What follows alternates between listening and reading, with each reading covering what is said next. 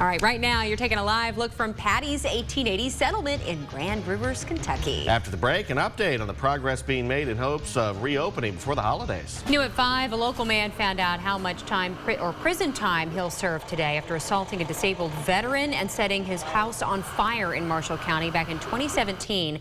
Deputies arrested Mark Smith a month after the fire. In August, a jury found Smith guilty of arson and assault. The judge says Smith will serve 25 years for arson and 20 years for assault. Smith will spend 25 years in prison because that sentence is concurrent. And in court today, an emotional letter written by the victim, Ed Harris, and his family was read out loud. Before court adjourned, Judge Jamison spoke directly to Smith. You're the type of person, quite honestly, and I don't mean this mean, but I just think it's true. You're the type of person we build prisons for. I think you're a danger to society. The prosecution recommended a longer sentence. Judge Jamison says legally 25 years is the most Smith can serve. Your time right now is 5:30, and today is the day that some people have been waiting months for. Halloween is all about candy and costumes. But as you prepare to go trick-or-treating with family, you may want to pack on some extra layers tonight. Temperatures across the Local 6 area will be dropping. Meteorologist Trent Ogerson's tracking your Halloween conditions this morning. And Trent, when can we expect to feel a big difference in temperature? Now, it's already cold out there, and it's not going to move much today. That's the problem. Local 6's Pauline Fitzgerald's live in our studio tracking the results. And Pauline, it seems like yesterday's results gaining a lot of traction. That's right, Mike. We knew going into Election Day that the Kentucky's governor race would be a heated battle, and the numbers are razor thin. Governor Matt Bevin is refusing to concede the race, so a winner has not officially yet been determined. Now the state's election not only has Kentuckians' attention, but attention from across the country. Overnight, Kentucky was a top trending subject in the U.S. on Twitter. This is a screenshot from just before 3 this morning, showing Kentucky as the number 3 on the trending list. Also on Twitter, President Donald Trump tweets about the victory for 5 out of 6 Republicans running, despite Governor Bevin picking up 15 points in the past few days. The president was in Lexington, Kentucky on Monday, campaigning for Governor Bevin and the rest of the Republican ticket. We begin the hour by remembering this day 18 years ago, a day Americans will never forget. It is a solemn day to honor the people who died in the September 11th terrorist attack. A year after the 2001 attacks that claimed almost 3,000 lives, former President George W. Bush declared today Patriot Day. Today we've had a national tragedy. 2 airplanes have crashed into the World Trade Center in an apparent terrorist attack on our country.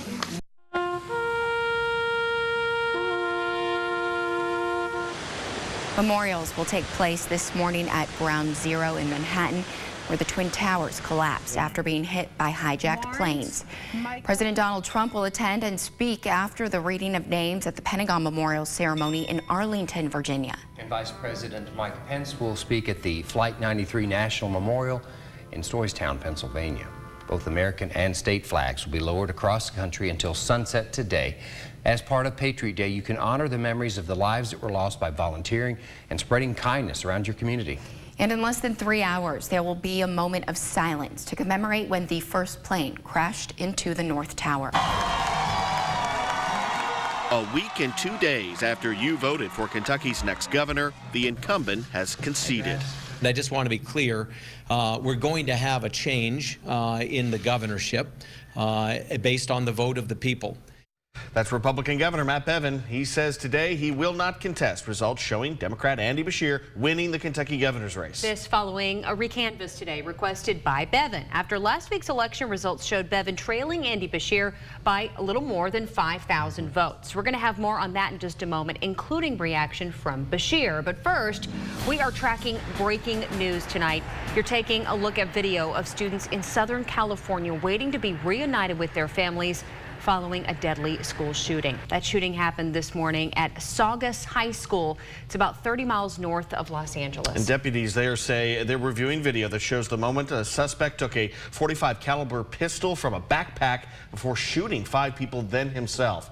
Deputies say a 16-year-old girl and a 14-year-old boy were killed, and 3 students are still being treated in area hospitals. Deputies say the 16-year-old suspect is in critical condition after shooting himself in the head. Now, one student said says the school holds drills all the time in case of a situation like this, but this time it was real. I mean, with politics so tight, there's the whole don't take my guns, but after you're in something like this, don't take my life.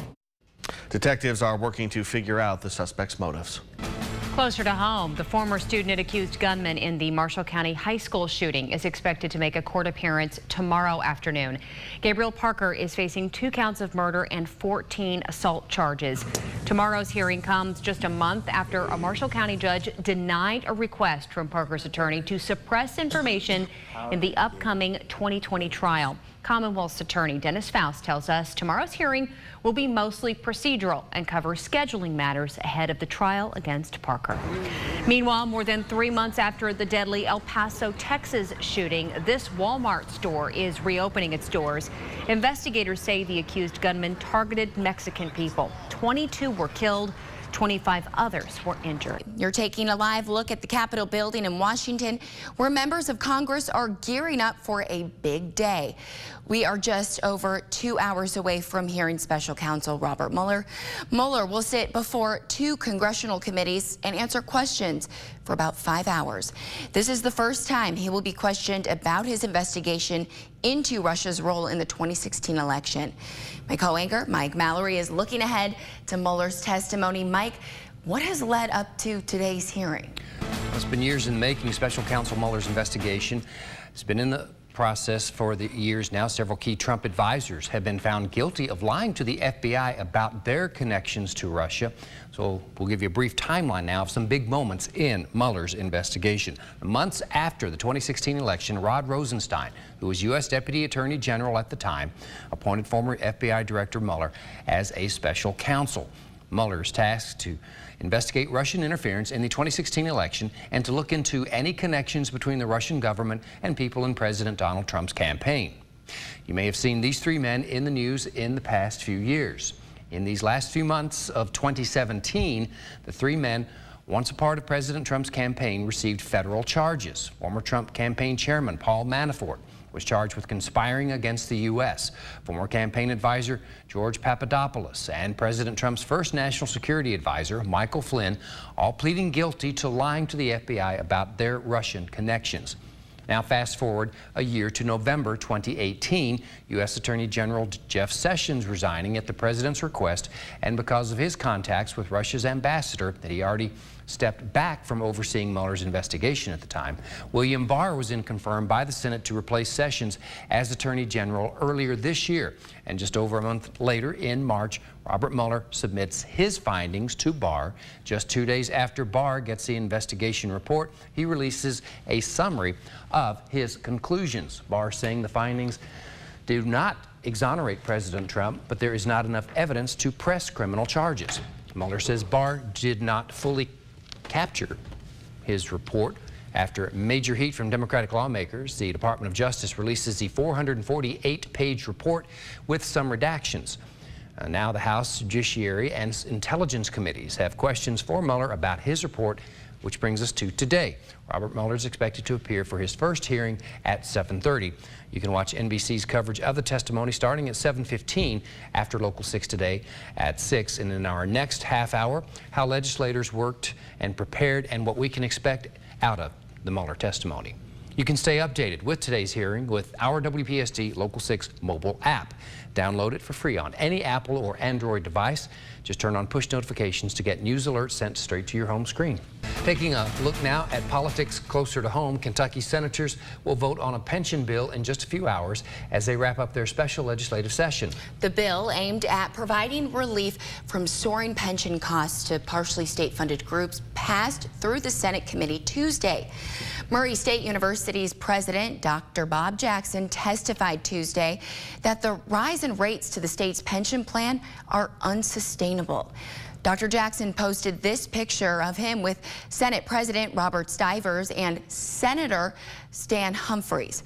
Jackson says Tuesday was a busy and productive day in Frankfort for the special session. Jackson tells the Senate committee that the university had an annual payment of less than $2 million just 10 years ago. Last fiscal year, that payment jumped to $7 million. He says without relief, the school faces an $11 million payment. The pension proposal is expected to pass through the Senate today.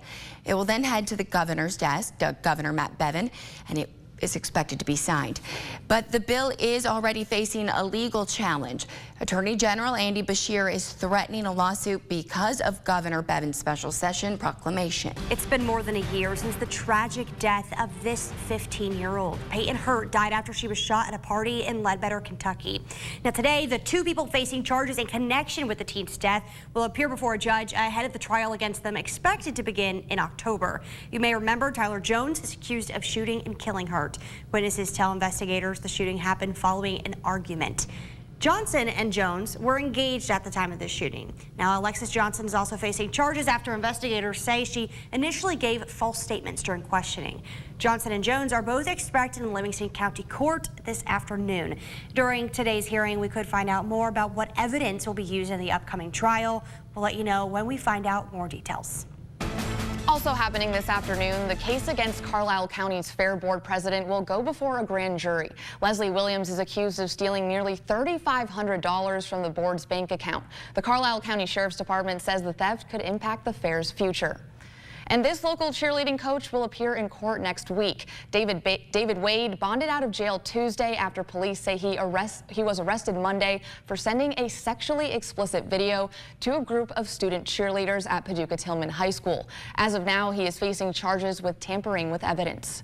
After detectives say Wade tried to get the group to delete the message, he deleted the message after as well. Police say Wade also tried to hide his phone from investigators.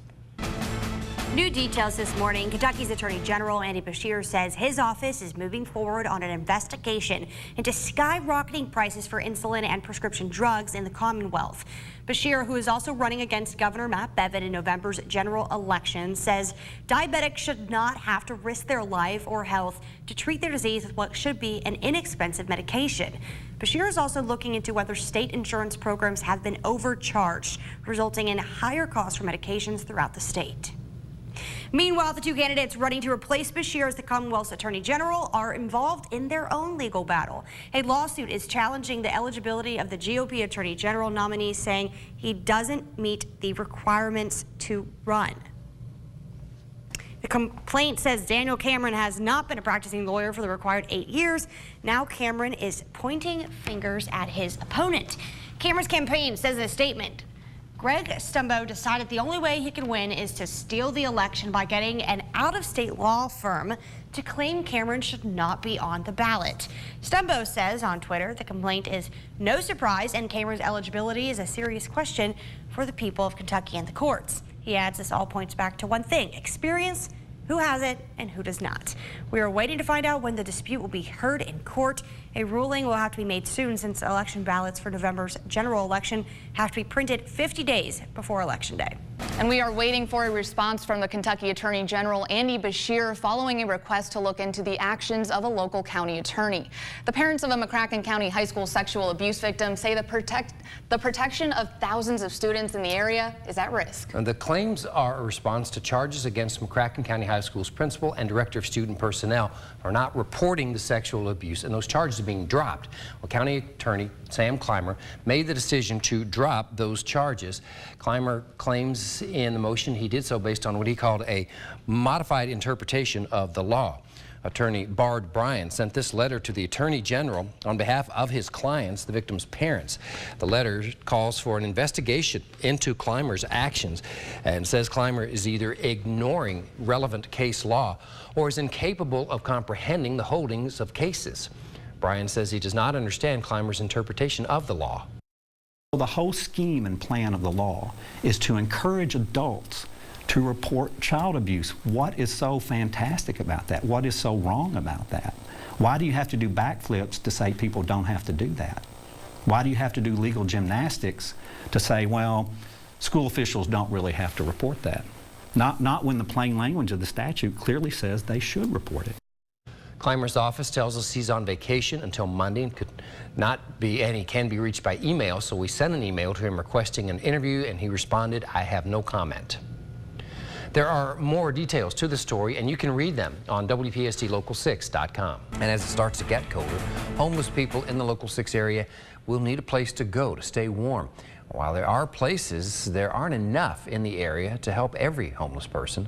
The Gentry House and Opportunity House in Murray, Kentucky are working together to create more places for the homeless to go and get back on their feet. Opportunity House Board Chair Skylar Vowell says that everyone working together can help this regional issue. That's what it's going to take. Every single person doing their part, every single person realizing that they can be an agent of change that God can use in this community, that God can use to really, really impact people's lives on a personal level. The Opportunity House wants to expand the mission there. They're working on securing a loan to create a tiny home community just for the homeless. Stay tuned. We'll have more on that as that story develops. A top lawmaker is reacting after testimony from the top Ukraine expert on the National Security Council. Army Lieutenant Colonel Alexander Vindman says he was in the room when President Donald Trump was on the phone with Ukraine's president.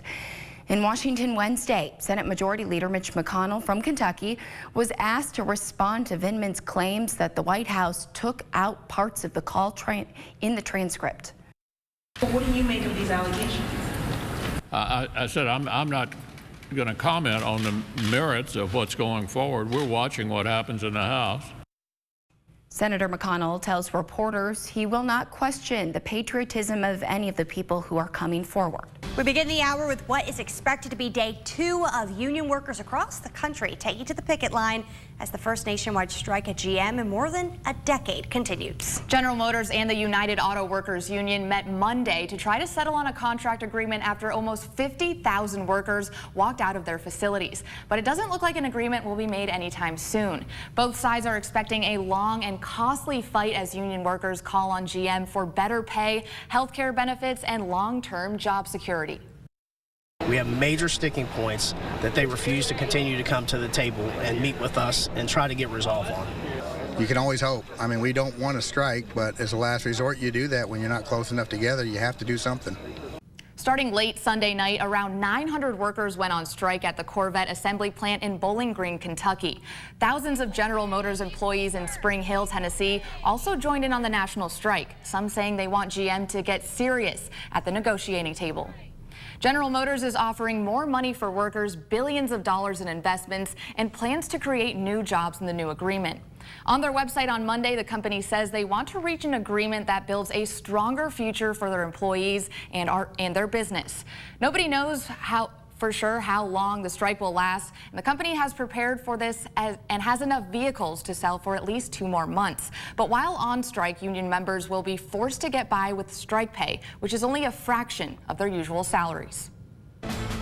Developing news this morning, Kentucky voters' right to vote could be in jeopardy in November's general election.